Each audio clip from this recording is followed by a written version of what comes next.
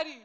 So welcome to India's first love conference with Ishq 104.8, your favorite radio station, which plays 24 hours non-stop love songs. By the way, we're also going live right now across social media platforms. So hello to my friends across that screen. And don't you worry, you are not going to be missing out on anything because you can comment below and tell us your questions that we can include in the panel discussions today. Now that we are going to begin the conference of Ishq 104.8. Ishq.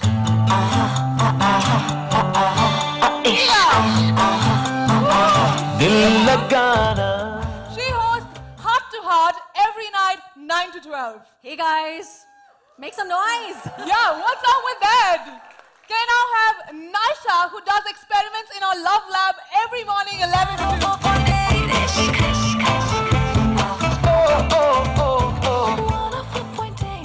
I now have Meha with me, who takes you on an Ishq drive every evening, 6 to 9 p.m. Meha! Woo! Look at that dog! Woo! Now I have Kabir, who plays your favorite playlist on his Ishq jukebox every 2 to 5 p.m. What a stunner, right? Right here. Right here. Can I now have Kathy, who's come all the way from Delhi, and she hosts Ishq in the city in Delhi, 11 to 2. A big round of applause for Radiant Red.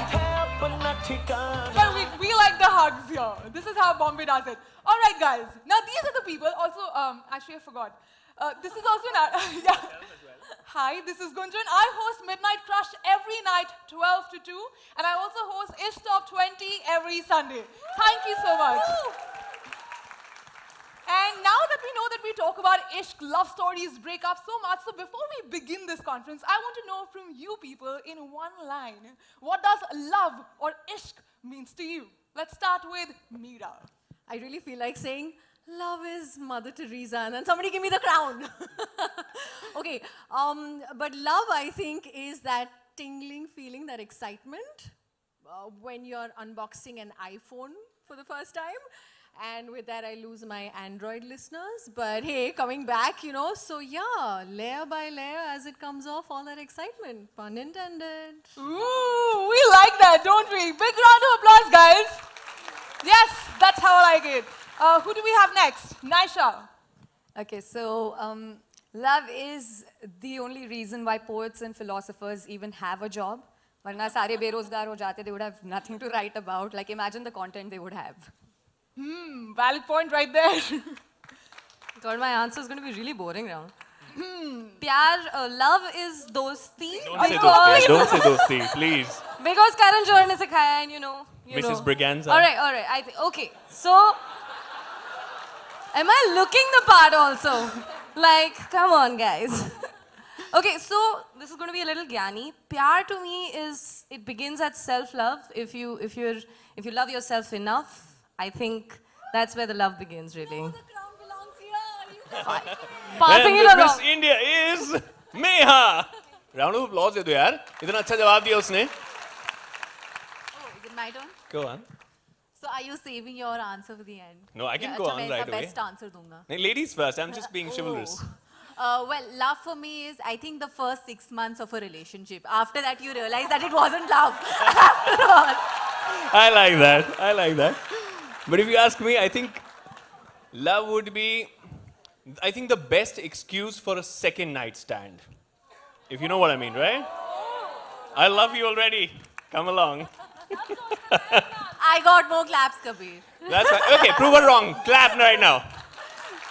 Thank you. You've been lovely and have a nice evening. Thank you so much, guys. What awesome answers to start our wonderful evening. Thank you so much again. Thank you.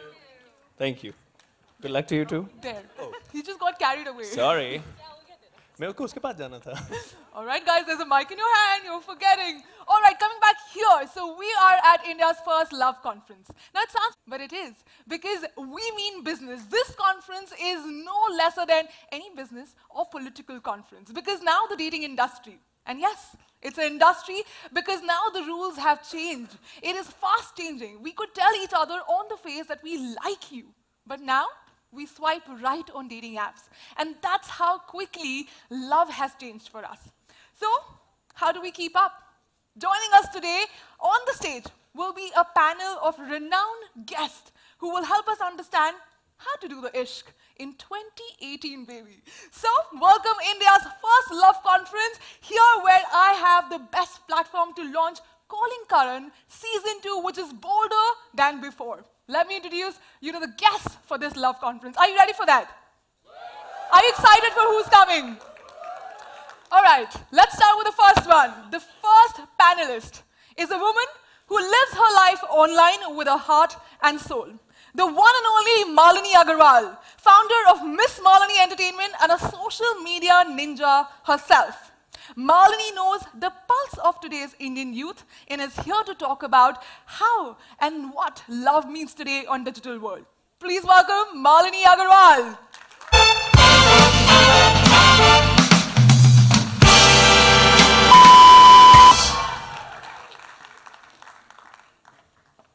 You look beautiful. Thank you. All right, the second guest today, our next panelist is unfiltered. She's spontaneous and she is dynamic. Recently, she got married and that was a national surprise. It was so much a surprise that when she put up an Instagram post saying that, hey, I'm married, she got 600 text messages on her phone saying what the F and not congratulations. Please welcome Neha Dhupia.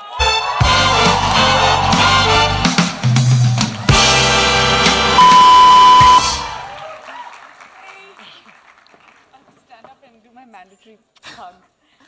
All right, are we ready for our next guest? Yes. Yes. That's how I like it.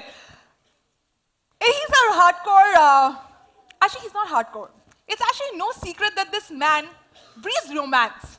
You know, he has the ability to make you fall in love over and over again. He is the rock star who clearly understands love from the times of Laila Majnu to the love Aajkal. Please welcome Imtiaz Ali.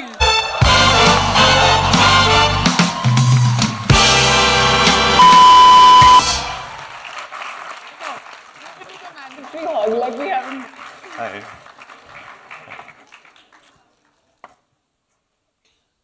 The next guest today. He is, in the real sense, a roadie who likes to be unconventional. But his love story is rather a classic one. Now, did you guys know about that? He met his wife at a friend's party. Flames ignited between these two sober party lovers and then began their love saga. Welcome, Ranvijay.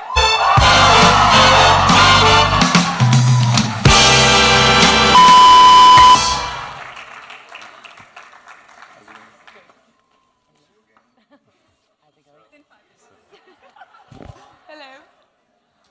See you. Can we move on to the last guest now? All right, so this man definitely needs no introduction, but I'll give you some hints, though I don't need to. But let me start by saying that he's a director, he's an actor, he's a producer, he's fashion police, he's the best spouter, and recently he also became a fortune cookie writer.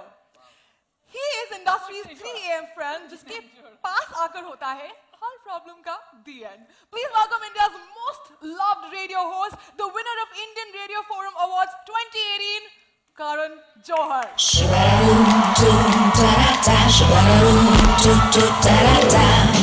ये दिल है crazy, और कुछ होता है. ये दिल है मुश्किल, जब गिरता है. Right swipe कर ले तू, baby कल हो ना हो. कभी खुशी कभी गम है, जब ये. Okay, so you guys look lovely sitting right here, but excuse me for making you stand up again so that we can have a quick photo op for the media here. Oops. Yeah, come. Can we come a little closer? Fine, darling. Yes, sir.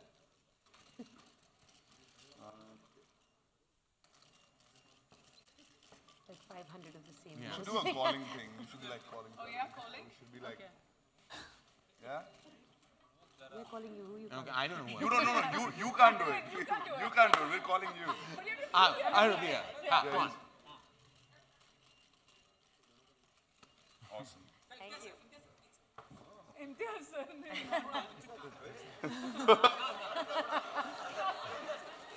Guys, we'll have more opportunity. Fantastic. He will. Yes, yes. Okay. All right. All right. Fantastic. Let's do that.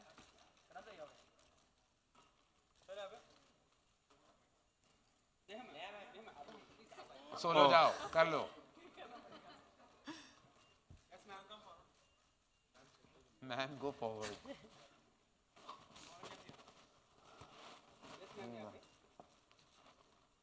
Wow. How I would have felt otherwise. I want your shoes. Those are great shoes. Joote khincho.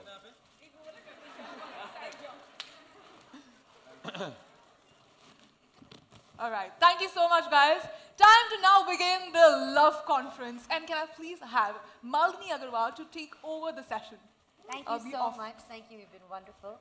I can't believe we're here on stage hosting a love conference. And I love it because they're two of my favorite things, radio and love. So I'm really excited to be here to talk to all of you. And hopefully you're going to tell me a few secrets, as Karan has probably got some out of you in the past as well. So this is season 2 coming up of Calling Karan, which is very exciting because I think you've pretty much now covered the gamut of things to do in life, right?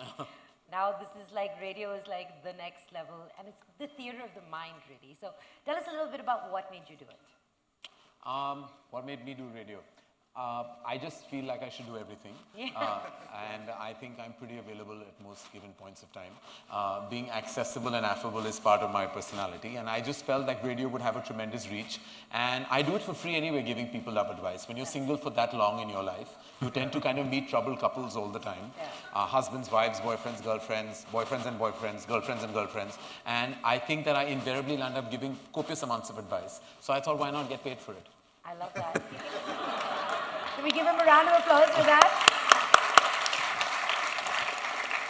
Now, it's one thing to make movies about love, right? And it's another thing to experience love. But giving someone advice is a great responsibility. It is. Right? And in fact, we have a disclaimer right at the beginning that I'm not a professionally trained individual like a therapist or a psychiatrist or somebody. So my advice should be taken at just at that level, knowing that I may be just giving you advice on a personal level and I'm not authorized to give you that advice. Having said that, when I give the advice, I don't pretend like I'm not authorized because I give very, very sincere advice and I've broken a few relationships. Oh no, really? But it was meant to be. But do you ever give advice that came from your movies? Like there was a moment, and do you ever reference them and say, "Is movie mein jaisa hua tha?"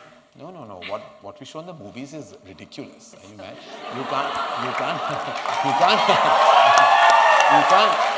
You can't possibly ruin people's life by giving those kind of situations.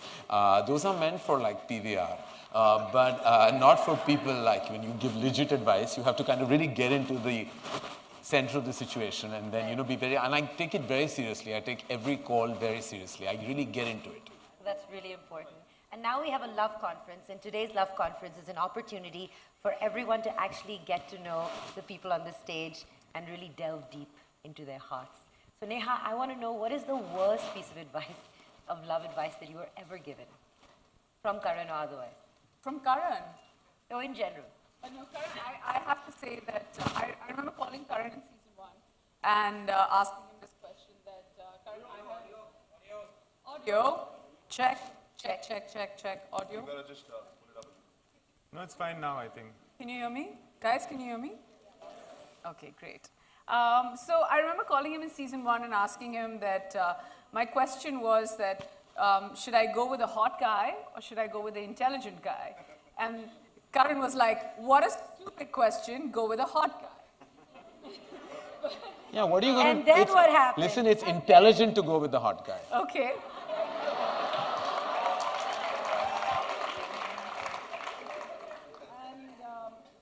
And soon after that, I think the only audio. Very rarely Neha's not heard. Hand mic de do isko bhaiya. No. तो पहले ही कहा था handle. Now can you hear me? Oh yeah. Sorry. Now Juhu can hear you. And then when I was about to get married, the only person I think who knew apart from my parents was Karan. And I still remember I was like lying in his bedroom like that, like a lash, and I was like, Karan, what should I do? And he was like, just get married. What's the big deal? And I was like, can you simplify this for me? And he said the most beautiful thing. I know, he comes with this humor and all of that, but deep down, he's a hardcore romantic. As much as he doesn't like to admit it, he is. He likes the idea of it. And he said that, just treat this like the intermission of your life, like a movie is. And more often than not, the second half is usually better. And that was the best advice he's given me till date, or anybody has given me on love. I believe, like you said, that you asked him whether you should go for someone who's intelligent or good looking. Now, recently, you got married. And I think Angad asked you, now, who am I, considering you gave her this advice? So, what did you say? You're going to be talking about my husband. Well, I'll just say Angad is good looking.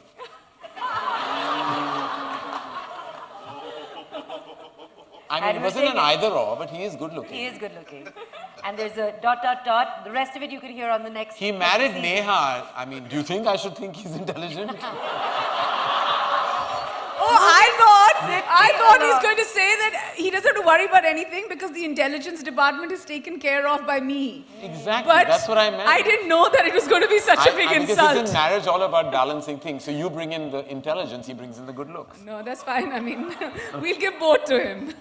I love that. Okay, now this is your opportunity, before we get further, deeper into the love conference, to ask Karan for a piece of love advice.